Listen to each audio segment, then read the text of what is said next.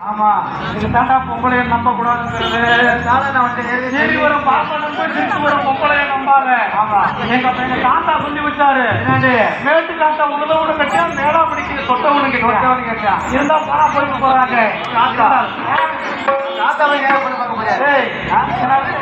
ஆத்தார பொண்ணு கேட்க போறியான்னு ஆத்தால முதல்ல போய் பாக்குறேன். பார்த்து பொண்ணை கேட்டு அப்புறம் இந்த பிள்ளைய கட்டுவான்.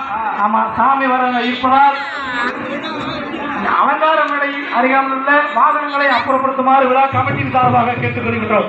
நன்றி. மீண்டும் அடுத்த காலத்தில் சந்திப்போம். நன்றி. நன்றிகள் வணக்கம்.